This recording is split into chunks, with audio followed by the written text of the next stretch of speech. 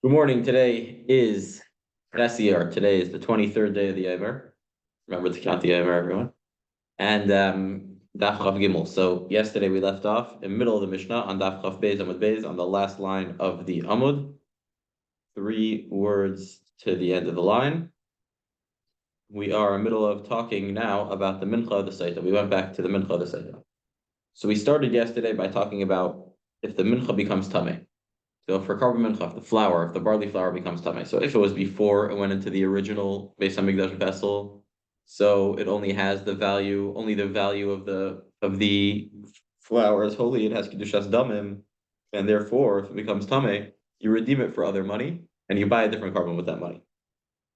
If it's already in the Beis Hamikdash vessel, so then it has kedushas aguf. The actual flour has holiness, and therefore you can't redeem it, but you have to burn it in the Beis Hadeshin, in the place where all the pasuk karbanos are burnt in the Beis Hamikdash, and that's the only thing that you could do to it because it can't be brought on the mizbeach as a okay. So then continues the Gemara. That's we spoke about nitmes. We spoke about if it was tameh. So now we're going to give more cases where the Sotah's carbon has to be burnt because it becomes disqualified. These are the women that their carbon mincha will be burnt because once they get disqualified, so now it's going to turn out retroactively that they were never a Sotah, and therefore, if they're not a Sotah, this mincha is not able to go on the mizbeach because you're not allowed to offer anything on the mizbeach that is not necessary. If it's not a mitzvah, so you're not allowed to do it. So which things are there? So Daf Chav Gimel Amud Aleph. First of all, Ha'imeret Tmei Ani Lecha. If a woman admits her guilt, if she tells her husband, "I cheated on you," so then retroactively we find out she's not a Sotah because a Sotah is only if it's a suffix, if it is a doubt. And then when she admits it, so she's not a Sotah anymore, and we know the truth, and the mincha gets burnt. Then another case is V'shavola Edim Sheitmeya. Not if she admits herself, but if you have Edim, if two witnesses come and they say that they saw her cohabiting with this other guy, that's it's even if there's one aid, right? That's what we spoke about the whole beginning of the parak. Even if there's one aid that says that she has cheated on her husband, so we believe him, and she's not a Sotah, and the mincha gets burnt. Then if she doesn't want to drink the waters, if she decides to say that she's innocent, but she still doesn't want to drink the waters. So we say the lesson of Rabbi Akiva was that her saying that I don't want to drink the waters is basically her admitting her guilt, even though she doesn't want to say it. And also her mincha gets burnt, and she doesn't drink the waters, she gets divorced. Or if her husband doesn't want to give her to drink, in order for the Sotah waters to work, the husband needs to want to find out the truth of if his wife had cheated on him or not. So if he doesn't want to give her to drink the water, so finished, case closed, and the mincha gets burned. Another case is if morning. Another case is take a Gemara. Another case is if her husband had a relation with her on the way to the Beis Hamikdash, which we said a few times in the Masechta already, that in order for the waters to work, it has to be v'nika ha'ishme'ov, and the man also has to be innocent. And if the man and woman had a relation on the way to the Beis Hamikdash when he wasn't allowed to, so then the Sotah waters aren't going to work, even if she's guilty. Good. So that is guys. That is that's cases where the mincha is going to become invalidated because we don't need to finish the Sotah process, so therefore the mincha has to be burnt on the Beis Hadesh, outside the Beis Hamikdash. Now says the Gemara, says the Mishnah, any woman who's married to a kohen, their minchas are also burnt. Okay, so now what are we saying? Even we're saying that basically the way it works is like this. The Torah says in Parshas Tzav, Mendel, I want you to take this one. It's easy to follow. The Torah says in Parshas Tzav that Kohen's mincha is never chaf gimel. Chaf gimel. A Kohen's mincha is never eaten. So a normal mincha, which we spoke about already a few times in the Masechta, you would take out the kohemetz. The Kohen would go for the kohemetz. He would take the 3 fingerfuls. Yeah, Yossi, following. and he burns that on the mizbeach, and the rest of it is eaten by the koyanim. The rest of it is eaten. So a normal mincha is eaten by koyanim. It's kodesh kodashim, but it's eaten by koyanim. However, the only exception is that when a kohen offers a mincha, when a mincha is brought by a kohen, so there the mincha is not eaten. The entire thing, there's no kohemet, the entire thing is burnt on the mizbeach. Okay, so the problem is going to be the following. When you have a woman who's married to a kohen, that halacha also only applies to male kohenim. Even female kohenim, this halacha doesn't apply. You take a kohemet and the kohenim eat the rest. But the shaila is going to be, what about a kohen's wife? So a kohen's wife, it's sort of, how do we view it? Do we view it that it's really the husband's because it's coming from the husband's money, because halachically all the money that the woman has is really her husband's? Or do we say that since it's the woman who's donating this carbon, the woman who pledged this carbon, so it also belongs to the woman? So what do we say? So therefore, our Mishnah, we're going to see more details in the Gemara, but our Mishnah first of all says that kol nisuos l'koyanim, so you bring the koymetz, you take a koymetz out like a regular mincha, but then the rest of the mincha you dump on the Beis Hadeshen, on the place where you burn all the pasal karbanos. Okay, we're going to see more details in the Gemara. It's going to be a little bit more complicated than how we made it sound. Then, so a Bas Yisrael, anyone who's married to a kohen, their mincha is burnt.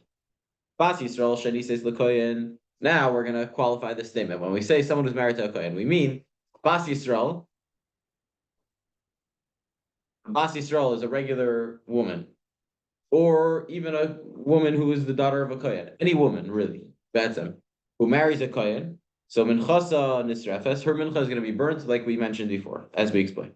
However, v'kohenes shenises li Yisrael. If you have a girl who herself is a kohen, her father was a kohen, but she marries a Yisrael, so she has no. So with regards to this halacha, she has no connection to kahuna, because anyways, for girl kohenim, this halacha doesn't apply, and especially for her, because her husband is not a kohen, her husband's a Yisrael. So for sure, this halacha doesn't apply, and she's going to have a regular minchasa ne'echeles, the kohemet is brought on the mizbeach, and the rest of the mincha is eaten. Okay.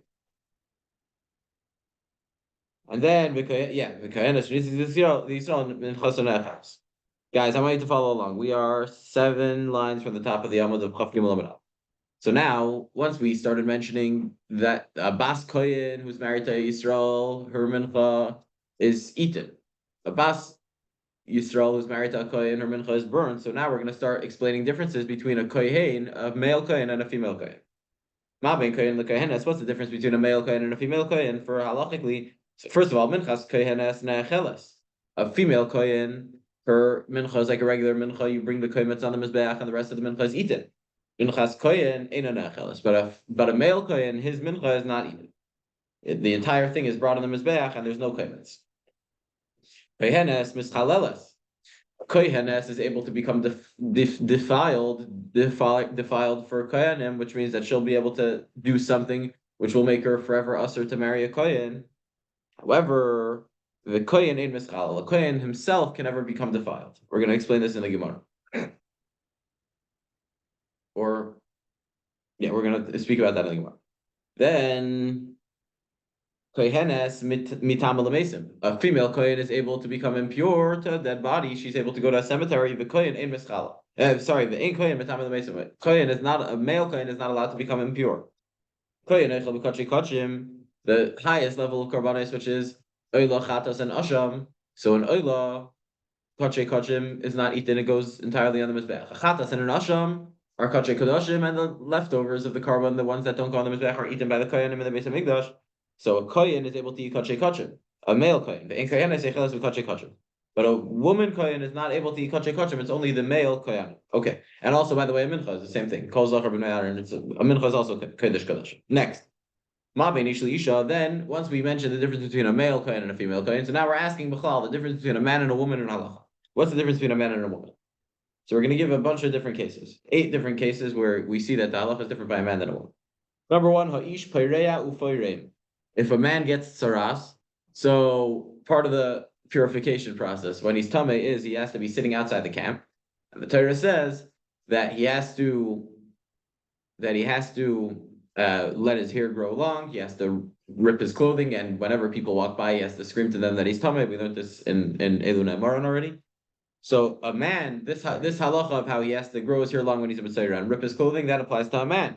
But a woman, when she becomes a mitzayra, She does not need to let her hair grow long and rip her clothing. Next, a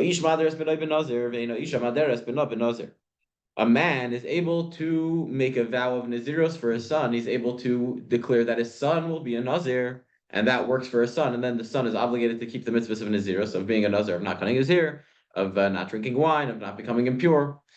So the halachas of Nazir apply to this boy if the father imposes the vow on him. But a woman is not able to impose a vow of Naziros on her son. A man is able to shave on his father's Naziros, but a woman is not able to shave on her father's Naziros. What do we mean? So let's say you have a guy who becomes a Nazir. Now, a Nazir, he says he wants to be a Nazir for 30 days, let's say. A Nazir at the end of his Nazir, so at the end of this 30 days, so he grows his hair long, and the halacha is that when he finishes his Naziros, he brings to the Beis HaMikdash 3 karbanos, an oila, a chatas, and an asham. Sorry, an oila, a chatas, and a shlamim. If he became tamei, it's an oila, chatas, and a shlamim. If he didn't become tamei, guys, I want you to focus. A oila, a chatas, and a shlamim. And he brings those 3 karbanos to the Beis HaMikdash, and he shaves in the Beis HaMikdash. He shaves his hair in the Beis HaMikdash. He puts the hair under the shlamim that's cooking in the lishkas hanazirim, etc. All these mitzvahs actually you can find in Parshas Nazir right after Parshas Sotah, the stories of the Nazir. However, so the guy separates 3 karbanos for his nazirs. Then the guy dies, but the problem is that he didn't specify. He's just specified money. He set aside $100 to buy 3 karbanos, but he didn't specify which part of the money is for what. He didn't specify how much money is going to be spent on each carbon. He didn't specify anything. So the money itself is holy, but the money we don't know what to do with it because it was mois tumis. We're on Chav Gimel Amud Aleph. We're towards the end of the Mishnah. It was unspecified money. We don't know what the money is supposed to be used for because the guy died and he didn't spend it on anything. So now the guy dies. The halacha is that the son is able to take the place of his father's naziros, and if the son were to become a nazir, and he would say, "I'm becoming a nazir instead of my father now," and then the halacha is that he's able to use that money that the father set aside and use it for his karbanos and use it for his oila, chatas, and shlamim when he is finished his naziros. So that's only a man. However, a woman is not able to do that, and we're going to see in the Gemara why. A woman is not able to do that with the money and say that I'm going to use these for my oila, chatas, and shlamim. But what she could do with the money, the only thing she could do with the money, since it's mois tumen, it's not clarified money. We don't know which part of the money goes to what. So she uses it for kayat hamizbeach, which means that she donates the money to the Beis HaMikdash to just bring continuous karbanis. The way it worked was in the Beis HaMikdash, whenever there was no karbanis being brought at the moment, so they would bring random. They would just bring animals. They would always be bringing animals so that the mizbeach looks beautiful, that it's always being used. So that's called kayat hamizbeach. So any money that we don't know exactly which karban it should go to, so we send it to the kayat hamizbeach fund. So that's the next halacha, the difference between a man and a woman. Then ho'ish mekadesh is bita, a man is able to marry off his daughter. The way it works is that when the first stage of marriage, which is kiddushin, which is betrothment, so the betrothal, so the man gives a woman a ring or money, and he says, "You're mikudeshesly, you're sanctified to me with this money." And that only works if he gives it to the woman or if he gives it to the father. If he gives it to the father or the girl, it also works. However, but a woman is not able to be mekadesh her daughter. At least midiraisa. A woman can't accept kiddushin for her daughter. Now, next says the Mishnah, a man is able to sell his daughter as a slave, as a maidservant. The halacha is that while she's a minor, while the woman, before she turns 12 years old, the halacha is that the father, if he doesn't have anything, if he doesn't even have a shirt, and he's not able to support her whatsoever, so he's able to sell her as a slave to a Jew in order that she could be supported. Mendel, guys. In order that he won't have to support her, because now the master is going to have to support her. So only a father has the right to sell his daughter as a slave. However, a woman is not able to sell her daughter. This Mishnah, this halacha we already quoted earlier.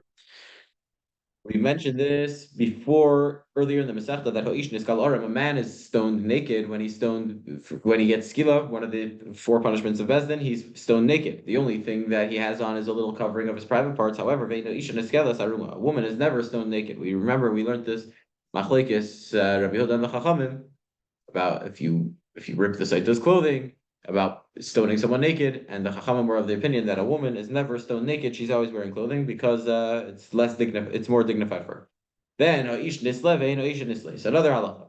When someone gets skila, so the halacha is a pasuk in Parashat Kisei say that you need to hang that person. The way they would do it is that they would hang them right before evening. They would hang them late in the afternoon, and they would take them down right when the sun went down. So they would be hung just for a few minutes. And only a man gets hung; a woman doesn't get hung. This halacha doesn't apply to women. Next, the last final case of the Mishnah is that Ha'ish Nimkar B'Gnei. The last difference between a man and a woman that we're mentioning in our Mishnah is that a man is sold into slavery because of what he stole, which means that if a man steals something from someone and he has no means of paying him back, if he doesn't have any money, and there's absolutely no way he's able to pay him back, so the Bezdin sells him to that person, and he works for him for the amount of time it would have been for the amount of work it would have taken to pay back his thing, for whatever money he would have gotten for working for him. So that amount of time is how much he sold for it. He sold to him if he steals. But a woman is never sold into slavery because of what she stole. Okay, so now that's the end of the Mishnah. Now we're going to move on to the Gemara. So the Gemara is going to focus on the case that we were speaking about before, about the Kohen's wife, how her mincha needs to get burnt. Remember how we said that a Kohen's minchas Kohen b'chlal in general, a Kohen's mincha never is eaten. It's always burnt. There's no kometz, there's no nothing. When a Kohen brings a mincha, a male Kohen, the whole thing goes on the mizbeach. The question became, what about a Kohen's wife? A Kohen's wife is bringing a mincha. So she, for herself, if it was her own mincha, so then for sure it would be like a regular mincha. You take out the kometz, you put the kometz on the mizbeach, and the rest of it is eaten by Kohen. Problem is that it's really owned by her husband, because all the money that she owns is really her husband's money. So therefore, how do we see this? How do we view it? So our Mishnah said that you take the kometz off the mincha, you put the kometz on the mizbeach like a regular mincha, but then with the rest of the mincha, since we can't eat it because the Torah says that it has to be totally burnt, you can't eat it. So we burn the rest in the Beis Hadeshen. It's burnt together with the other puzzle of karbanos. It can't go on the mizbeach because you can't put something that's not fitting for the mizbeach on the mizbeach, and it can't be eaten because it could be that it's a kohen's mincha. So you just burn it. But by the way, once the kometz was already brought, so the mincha has already fulfilled its purpose. She was already whatever she needed. If it was, let's say, a Sotah, so the Sotah carbon is going to work if just the kometz went on the mizbeach, because the kometz going on the mizbeach is what makes the carbon kosher. After the kometz is on the mizbeach, whatever happens to the mincha is totally fine. If, let's say, the flour becomes tamei, it doesn't make a difference. She doesn't need to bring another mincha because once the kometz is on the mizbeach, the mincha is finished. The eating the mincha is just another halacha after, but it's not part. It's not essential to the mincha.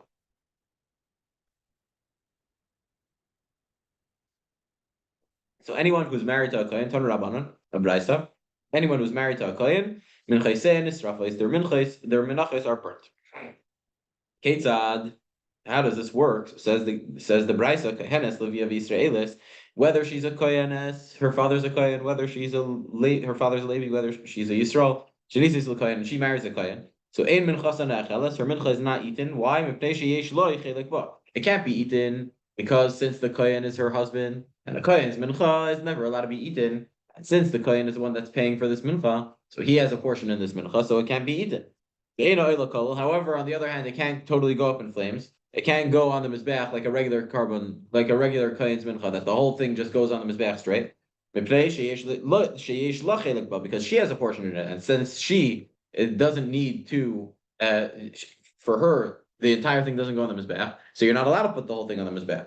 So Ella, so what happens? He says the Tanakama. Sorry, says the Brisa. The kometz is brought by itself. You bring the kometz just like a regular mincha. So for now, it looks like it's her mincha, because if it was just her bringing a mincha and her husband wasn't involved, you would bring the kometz on the mizbeach first. By a kohen, there's no kometz. The whole thing goes on the mizbeach. So you bring the kometz by itself. Then vashirayim, the rest of the mincha, kreven ba'atzma, and you put them on the mizbeach also. Oh. So now the shadow is going to be, what are you really, we're going to see in a second. But just to speak out what we're talking about, so the kometz, the 3 fingerfuls, is put on the mizbeach first, and now the leftovers, if it was just the woman's mincha, the leftovers would be eaten.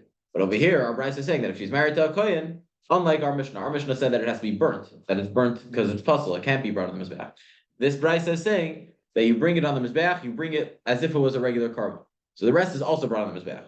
So the Gemara asks, Ikri Khan, how could you say that? There's an Avera in the Torah that anything that a portion of it was already put on the mizbeach, the rest of it is not allowed to go on the mizbeach. For example, by a mincha, if you took a kometz and you put part of the mincha on the mizbeach, because the kometz is part of the mincha, the rest of the mincha is not allowed to be on the mizbeach.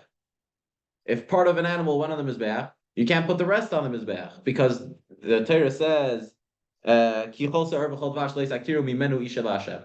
Pasuk that we're familiar with, which means pasuk in Parashat Vayikra, which means that you're not allowed to offer any chametz or honey on the mizbeach, anything sweet. And the Chachamim say that the word mimenu is extra, so it comes to teach you, first of all, not to bring any honey or any chametz.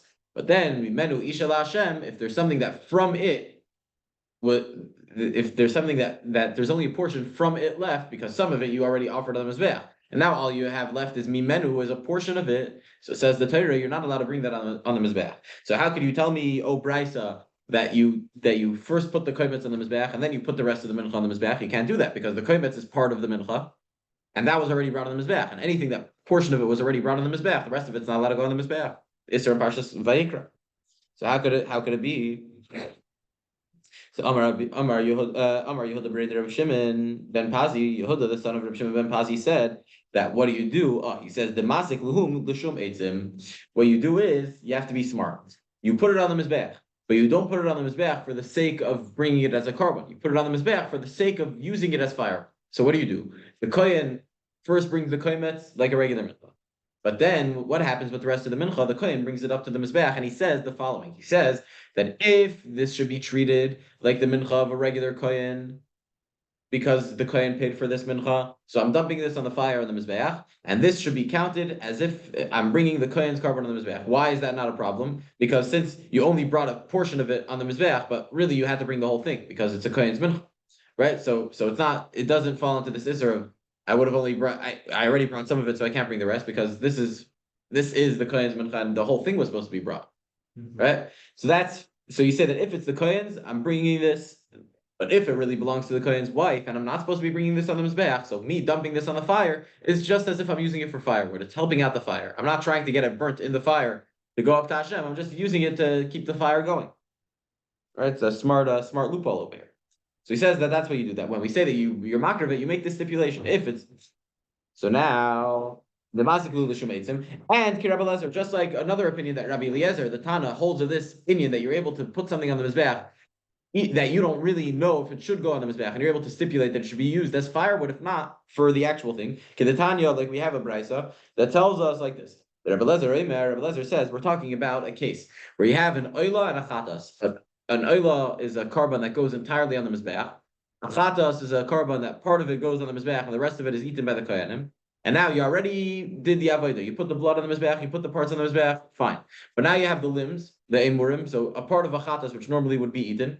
So let's say you have meat of a chatas that would have had to been eaten, and you have the meat of the oila which looks identical, and they get mixed up, and you don't know which one is which. You don't know which one was the chatas, which one was the oila. The chatas has to be eaten. The oila has to be burnt on the mizbeach. So what do?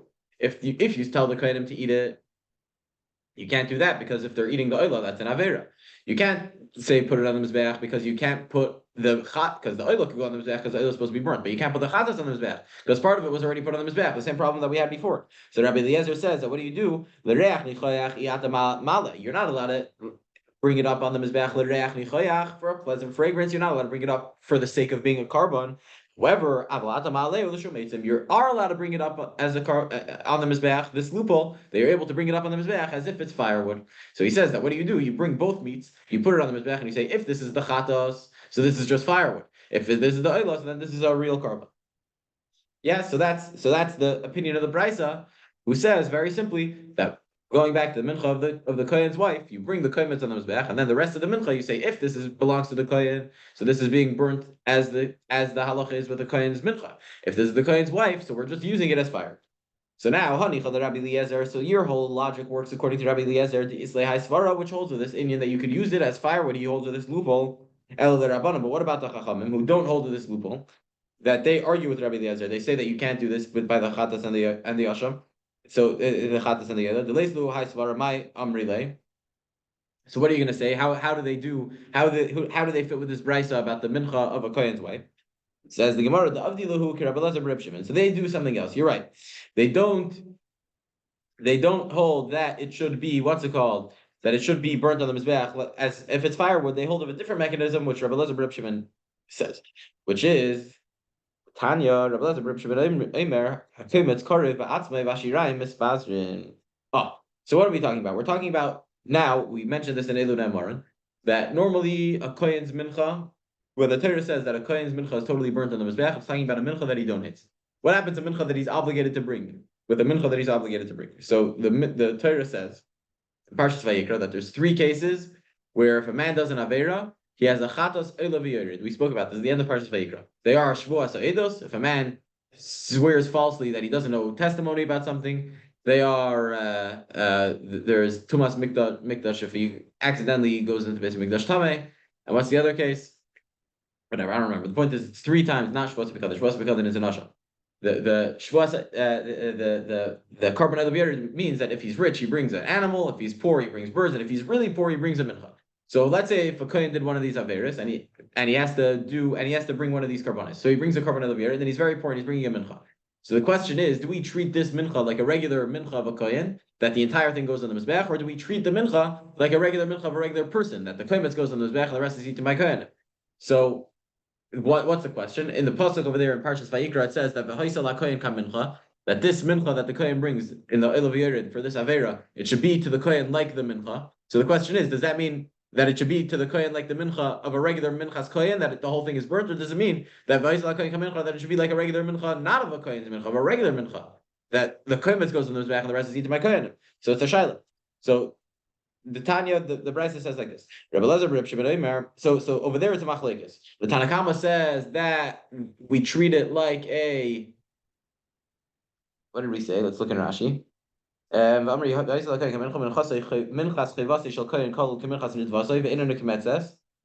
Darash le'likra hasam hachi v'chi namar.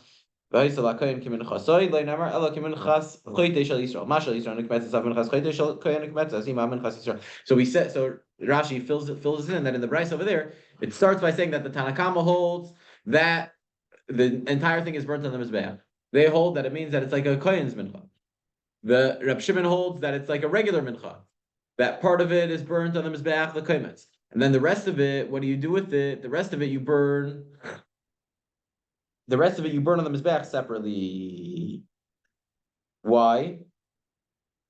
Because you can't eat it. At the end of the day, you can't eat it because it's a kohen's mincha. Even though the actual way that you do the mincha should be done like a regular mincha. So you have to bring a kohen separately, but you burn the rest on the mizbeach. And Reb Shimon in the Brisa who holds that you burn it separately, he holds. So far, both opinions hold that it's burnt on the mizbeach. Reb Shimon holds that it has to be burnt separately, and he doesn't hold of the isser of not burning something that already part of it was burnt, that we mentioned before. And then you have Reb Elazar Reb Shimon Eimer, HaKoymetz Korev. You bring the koymetz like a regular mincha, the atzmai by itself, and then vashirayim, the rest of the mincha, which normally would have been eaten, or by a minchas kohen, it would have been burned on the mizbeach, mispazrim al beis hadeshen. You have to scatter them on the beis hadeshen, which is the place where you burn the pastel karbonis. So he says that it goes to be destroyed. You can't burn it on the mizbeach. Turning Talmud Beis, Filu Rabbanon. So now the Tanna Kama, the Brayso, said that the entire thing should be burnt on the mizbeach. That's only by a minchas choyte shel koyanim. The bas akravahi. Why? The makshi chevase lenidvasai. The loy baik mitzah. Aval hadul bas akravahi dilva basra dida aslinon. So why did the Chachamim say that the entire thing should be burnt when it comes to the minchas choyte, to the mincha that he did for an avera? So that is because we have a pasuk that links, according to the Chachamim, a regular minchas kohen to the mincha of him when he did an avera, which is v'hoisalak kohen kamincha. However, when it comes to our case of the minchas Sotah or the kohen's wife, since there's no pasuk trying to link us to anything, so it's very, very possible that this mincha should be treated like the mincha of the wife, that it should be eaten by kohenim, that you have a kohen that goes on and the rest is eaten by the kohenim. So therefore, they really wouldn't argue with Rabbi Elazar Reb Shimon, and they would say that it can't go on the mizbeach like a minchas choyte. Yeah, aval beha. Afilu Rabbanon might do. They would agree with Rabbi Elazar Reb Shimon that bottom line, what would you do? You would bring the kohetz on the mizbeach, and the rest of it would be burnt on the beis hadeshen, because you have to treat it both like her carbon and like his carbon. Okay, that's the end of the sugya of the mincha, the kohen's wife. Maybe we'll get back to it later in the Masechta, but now we're continuing in the two dots, 3 lines from the top, 4 lines from the top of Chav Gimel Amud Beis, Bas Yisrael Hanasua v'chulu. Then we spoke about Chlal. A Kohen's mincha is burnt entirely. A Bas Kohen's mincha, a non-male Kohen, her mincha is like a regular mincha. My time of how do we know this? Because it says in the pasuk Tal Markra in Parsha Sav v'chol minchas Kohen, any mincha of a Kohen, that means a male Kohen, kol tia should be totally burnt. Lo yisayachol, it's not eaten. Kohen v'le Kohenes. The pasuk says a Kohen, which is a male and not a female Kohen. Next 2 dots. Then we learned that Kohenes mischaleles, that a Kohenes is able to defile herself from ever marrying a Kohen. And Kohen in Mischal, but a male Kohen is not able to be disqualified from Kahuna. What do we mean? Minolan, first of all, what's the pasuk? Pasuk in this week's Parsha, the Amar Kra, the pasuk says, Parsha Semor, V'lo yichal zare ba'amav, and he should not defile his seed in his nation. And the Torah says, V'lo yichalel. It doesn't just say he shouldn't defile, it says he shouldn't defile with 2 lamets. It's coming to teach you that he could defile 2 people. Zare Mischal, he defiles his seed, his children. V'hu Mischal, he also defiles his wife, the woman that he's with. However, he doesn't defile himself. What do we mean? There's certain people a Kohen's not allowed to marry. A Kohen's not allowed to marry a divorcee. A Kohen's not allowed to marry a Zayna, which we'll explain actually in a second. A Kohen Gadol is not allowed to marry an Almana. If they have relations with any of those women, they have a child from that relation. So the child is called a Cholol, which means he's a defiled Kohen, which means he doesn't have the halachas of a Kohen upon him because he was born out of this Pasul Kohen marriage. Not only that, any woman who even once in her life had a relation with someone that she's not allowed to. So, for example, if she was a divorced woman, she had a relation with a Kohen. Or let's say she had a relation with someone that she's not allowed to according to the Torah. She had a relation with a mamzer. She had a relation with a goy. If a woman ever has a relation in her life with someone she's not allowed to, so she becomes a zayna according to the Torah, for the context of Kohenim, and a Kohen is never allowed to marry her. So she becomes herself defiled for Kuna. However, a Kohen can't defile himself. If a Kohen had a relation with someone he's not allowed to, so that woman that he had a relation to, first of all, is never allowed to marry a Kohen because she's not allowed to have a relation with him. And plus, the children that he has are not real Kohenim. While the Kohen is married to her, he also is not a real Kohen, but forever he's not able to defile himself because once he divorces her, he goes back to his original Kedusha of a Kohen, and that's the halacha because it says that his seed is desecrated, but he is not himself. Next, we said Kohenes metama chulu. A male Kohen is not allowed to become impure to a dead body. A female Kohen is. How do we know this? My time. Another pasuk in this week's parsha, Markra, the first pasuk in the parsha. When Hashem is telling the Kohenim not to become Tamei, it says, Emor la Kohenim b'nei Aaron, say to the Kohenim, the sons of Aaron, b'nei Aaron, the Kohenim, the sons of Aaron, v'lei b'nei Aaron, not the daughters of Aaron. So only sons of Aaron, only the boys are not allowed to become Tamei. Next, Kohen Eichel b'kodshei kodshim, a Kohen is able to eat the holiest of holy karbonos, the chatos, and the asham, the chesiv, and the mincha. The chesiv, how do I know this? Not the woman, because it says in the pasuk in Parshas Tzav, Kol zochar b'nei Aaron yechlena, any male from the house of Aaron can eat it, from the sons of Aaron. Then the Gemara said, then the Mishnah continued, the Isha v'chulu, chlal, what's the difference between a man and a woman? In the first case we brought is that a man, when he gets tsaras, he rips his clothing and he lets his hair grow long. A woman does not. So Tana Rabbanan, the Brisa teaches, how do we know this? That Ish, the pasuk says, Ish tsaruahu ta'iru, that he is a man who has tsaras, he is tamei. Tamei tamenu kitzer, the pasuk says that, and then the pasuk continues, the next pasuk, that tzarua, shabaya nega, the tzarua, the man who has tsaras, who has the spot on him, he has to rip his clothing and his hair has to grow long, and he has to call out Tamei Tamei, right? These are Psukim in Parashat Tazria. So the question is, it says Ish, Ish Tzaruahu, he is a man who has Tzaras. The problem is that everywhere else in Parashat Tazria, most places, when we talk about Tzaras, the Torah says Ish or Isha, a man or a woman. It's coming to include both. Or it says Adam, which Adam is both man or woman. Over here, the Torah specifically says Ish, so now we learn Ein Li'ela Ish. Ish, Ish. That teaches you that only a man has these halachas. Isha minayin. So how do I know that a woman, these halachas also apply to her, that she has to sit outside the camp? Because the Torah in the next pasuk doesn't just, it adds an extra word. It says, and the man who has tzaras, the one who has tzaras, he shall do kach v'kach. And we're talking about the guy who has tzaras. The Torah adds the words vatzaruah to teach you that a woman is included in these halachas. So then imkein, if so, matam alemar ish. Why did the Torah say specifically ish in the pasuk before? So the Indian shalmata ish pereah v'chulu. If we had a chumash, we could go through the psukim, but it's coming to say that the ish in the pasuk before, we're talking psukim in Tazria Perek Yud Gimel. That I think it's maybe Ravi or Chamishi of Parshas Tazria, that the man who we're talking about is coming to say that is going on the halacha for later. The halacha that man rips about ripping the clothing and the hair growing long. That the word ish from the pasuk before it says that is going to tell you that only a man has to do those things. Okay, next. But ish mother is b'nai nazir. A man is able to make his son a vow of Nazirus. He's able to impose a vow of Nazirus on his son. But a woman is not able to impose a vow of Nazirus on her son. Rabbi Yechanan says, Rabbi Yechanan, how do we know this? That it's not from a pasuk. Halacha ibn Nazir. It's halacha l'Moshe Sinai. Hashem told Moshe at Har Sinai that a man can make his son into a Nazir, and we imply from there that only a man could and not a woman. So it's a halacha l'Moshe Sinai directly from Moshe, heard it from Hashem. Then we said if a man is able to take over his father's naziros, like we explained before in the Mishnah, that if the father separated money for the oila chatas and shlamim for the end of his naziros days and then he died, so the son is able to take it over and use that money still for the oila chatas and shlamim. However, a woman is not able to do that, to take over the status of the money. So Rabbi Yechanan, how do we know this? Again, halacha ibn Nazir, it's halacha l'Moshe Sinai that a man is able to do this and not a woman. Next. A man is able to sanctify his daughter, is able to marry off his daughter. A woman is not able to marry off her daughter.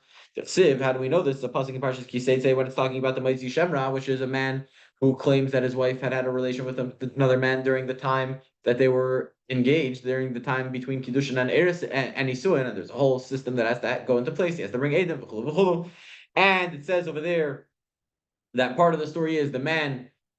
The father of the woman comes to Bezdin and says, I have given my daughter to this man, and he hated her and he made up stories about her, Bekitzer, but he starts off by saying, my daughter I gave to this man. So the Torah is coming to teach you, low key, that a man is able to give his daughter to a man to marry. However, a woman cannot. Then we said a man is able to sell his daughter as a slave. A woman is not able to sell her daughter. When a man sells his daughter as a slave, so we have halachas over there. In the beginning part of Mishpatim, but it's only ha'ish, not ha'ish. Then we have ha'ish niskal arem chulu. A man is stoned naked.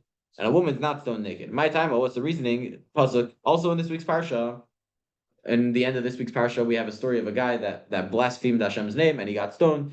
Kitzer, and then it goes through a bunch of different mitzvahs when you have to stone. It talks about a lot about stoning in this week's parsha and then Shvi. So Viragmo Oisai, the Torah says in this week's parsha, and they shall stone him. So my Oisai, why does it have to say him? If you're trying to tell me that it means that you can only stone a man and not a woman, but that's not true. It says in the pasuk in Parshas Shoftim, that you take out this man or this woman and stone them. So we have a clear pasuk in the Torah that says that a woman could be stoned. So what's the oisai in our parsha? What's it coming to tell you? That it's beloy ksusai, without his clothing. Beloy oisa, beloy ksusa, but her cannot be without her clothing. Then the next we said in the Mishnah that that a man after he's stoned is hung for a few minutes. A woman is not. So my time, what's the reasoning? Amar Kra, the pasuk says in Parashat Kiseitze, "V'salisa oisoi al eitz, oisoi v'leisa." You should hang him on a tree, him, not her. Then we said a man is sold into slavery for what he stole if he can't pay back. A woman is not sold into slavery for what she stole. My time, what's the reasoning? Amar Kra, the pasuk says in Parashat Mishpatim, that he should be sold in what he stole. What he stole, but not what she stole. We will return to you Perek Hayanoitel. We're going to continue probably this afternoon with Perek Arusa. Everyone, have a wonderful day.